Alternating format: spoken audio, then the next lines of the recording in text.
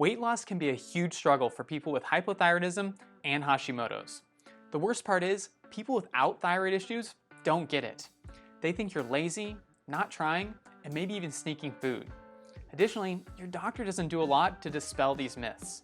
But here are the facts. 1. If someone's not going to be understanding and supportive, they don't matter, so forget about them. And 2, you can lose weight, but you have to address things holistically, and we have to make special modifications to help support your thyroid. In this video, I'm going to share with you 4 key tips to start you on the path of weight loss today, even when nothing else has worked. I help women with chronic thyroid symptoms and Hashimoto's improve their energy and lose weight naturally. And if you're interested in my content, make sure you subscribe to the channel and also click the bell. That'll notify you when I post a video every Thursday. I'm Dr. Bodle, and I've helped hundreds of patients improve their thyroid-related symptoms through natural means, because that's what we specialize in and that's what we do. But something that's important to keep in mind is the thyroid gland impacts multiple areas of our body. So when we want to lose weight, we have to have a diversified approach. So let's discuss the 4 key areas that we have to look into and make sure that we're supporting. Here's tip number 1. We have to eat a diet that manages inflammation. Now, if we consume some sort of food that doesn't agree with our physiology, it's going to cause irritation and damage, or inflammation. And the way that we notice this is there will be an increase in symptoms, and usually they are generalized throughout the body. So things like a big increase in fatigue, or headaches, gut symptoms, or generalized pain, these are all good indications that whatever our diet looks like right now might not be working for us in terms of managing that inflammation load. To put it real simply, the right foods will not cause symptoms. And why is this so important and so fundamentally critical to helping you lose weight? If we eat the wrong things and we cause inflammation, people who are inflamed do not lose weight. That's just the way it works. But even though you know what to look for, it can still be tough to figure out what foods trigger an inflammatory response in your body. And there's 2 ways that I like to go after this. First, we want to choose a dietary outline that allows us to start making changes. And 2, we want to journal the foods that we're eating throughout the week, and that way we can better determine when we are noticing a negative response or not. The dietary recommendations that I like to recommend for people with Hashimoto's or hypothyroidism include paleo, autoimmune paleo or low immunogenic, and potentially modifying these to be low FODMAP or low histamine. The reason why I like these approaches is because they remove a lot of the common food allergens, they are typically low in sugar, and they are highly nutrient dense. If you seem to tolerate most foods all right and don't have too many gut issues, then I would lean towards starting with a paleo diet.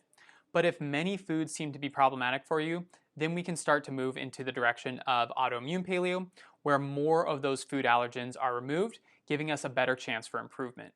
While the idea of making the right dietary selection can be a little daunting, don't stress it too much. Pick one that you think would work best for you, follow it for 30 days, and then make adjustments as needed. Tip number 2 is to eat to support your fuel levels. So if we are over-consuming food, especially things like carbohydrates, those carbohydrates will spike our blood sugar, be converted into triglycerides, and then stored away as fat.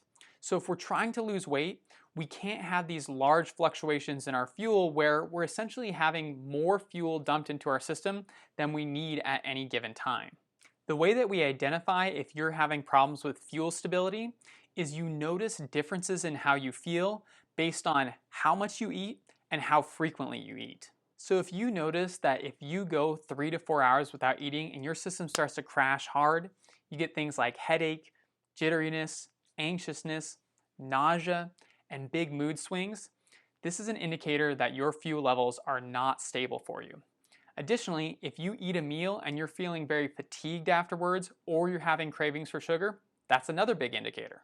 Lastly, I think that sleep can be a great indicator of how stable our fuel levels are.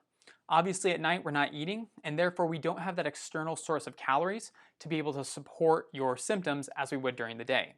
So if you're having a lot of trouble falling to sleep at night, or you're restless and are waking up throughout the night, both are indicators that we need to do some things differently to help support and smooth that process out for you. So if you want to improve your fuel levels and start burning some of those calories instead of storing them, here's what you need to do. First, define a schedule for when you're going to eat. This allows your body to get into a rhythm and allows you to break down food more efficiently and extract nutrients. Next, you need to up your fat and protein intake. What I like to do for a baseline is I have someone take their goal weight, divide it by 2.2 to get that goal weight in kilograms, and then multiply by 1.5. That will give you a baseline intake for the amount of grams of protein you want to take in per day to help stabilize your blood sugar. In regards to fat, you don't want to overeat fat, but don't necessarily skimp on it or avoid it either. Lastly, you're going to want to reduce your carbohydrate intake. Now, this will vary depending on your activity level, and people who are more active may require more carbohydrates.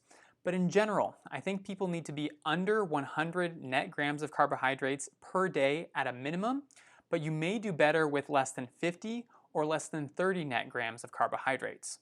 The way that you can tell if you're having too many carbohydrates, and yes, even the good ones, is if you eat and then notice you're getting those big changes in how you feel. Again, the fatigue after meals, the cravings for sugar, or those crashes when you go several hours without eating, you've had too many carbohydrates. Go back to the previous steps, up your fat and protein, and decrease the carbs to help remedy that. But if you're still unsure how carbohydrates are affecting your body, I recommend buying a blood glucose monitor.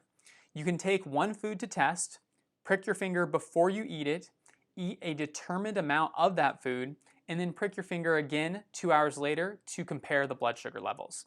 If your blood sugar is still above 115 milligrams per deciliter after 2 hours, then that food is spiking your blood sugar in a way that is likely making it difficult for you to lose weight. You either need to reduce that carbohydrate in the amount that you're consuming or avoid it altogether. Tip number 3 is to get consistent quality sleep. Here's what we mean by this. Set a schedule. Make sure you adhere to that schedule, whether it's a weekday or a weekend. Also, make sure you're getting at least 8 hours of sleep. And that doesn't mean just time in bed. That means 8 hours of sleep. 8 hours is too challenging for you? I really recommend going back to tip number 2 and working on your fuel levels and your blood sugar. Those are huge when it comes to our ability to get good quality sleep, and if we don't address that, it's going to make things very difficult for us. Once you've addressed those basic points, other things that could help improve your sleep quality would be doing something like 5 to 10 minutes of high intensity exercise right when you wake up in the morning. Additionally, making sure you get outside and get exposed to at least 30 minutes of daylight is also very beneficial for setting our circadian rhythm. But there's a lot of strategies out there, and I'm open to most of them, as long as it's not negatively impacting your health and it's helping you to get good quality sleep. We cannot skip this step. If we are not sleeping, we are not going to lose weight. So many people get caught in the minutia and these different variables which they think, oh, maybe it's this that's not helping me, or maybe it's this that's sabotaging my goals. Sleep is critical, and if we're not sleeping, we're not going to be able to achieve our goals. With that being said, what do you think has been holding you back from achieving your weight loss goals? Has it been lack of support from your family and friends? Has it been not getting any help from your doctor?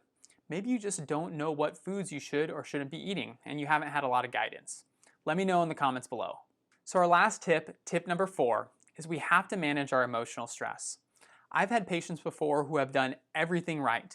They're eating what they should be, they're taking their supplements, they're getting their sleep, but because of something that's emotionally stressing them out, they don't achieve the goals that they want to be able to. You know those things we talked about earlier in the video that are so critical to helping you lose weight? Things like managing our inflammation and supporting our fuel levels? Well, stress can actually screw up both of these. When we chronically release stress hormones, it increases inflammation in our body and it changes the way that we process fuel. This is why you might notice when you're extra stressed out, you might be a little bit more sore and achy, or you might be craving a lot of those sweet or salty foods. To help combat stress, I think one of the best things we can do is consistent exercise. But really, I'm happy with my patients choosing any sort of activity as long as they're making a concerted, consistent effort to unwind and relax. That can include things like walks in nature, meditation, listening to an audiobook, or scheduling regular meetups with friends or social groups. But please keep this in mind as well. If we have something that's truly emotionally stressing us out, all those strategies can be great, but they may not do the trick. That's when we have to take a deep look inside ourselves and say, do I need to change my job? Do I need to change my relationships? Do I need to move? Sometimes we really have to get us out of that situation that's causing the emotional stress to be able to make the changes we want to make.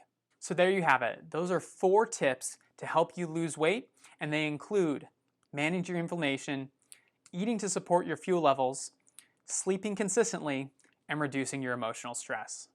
If you need more help deciding exactly what you should and shouldn't eat when you have Hashimoto's and hypothyroidism to help you lose weight and improve your energy, check out Dr. Brad's Dietary Strategy Guide. You can just click on the link in the description below and it will give you all of the information you need. If you enjoyed today's video, make sure you hit the like button and subscribe to the channel. Also, share it with a friend or family member who could benefit from some of the tips that we went over today. I'm Dr. Brad Bodle, and I'll see you in the next video.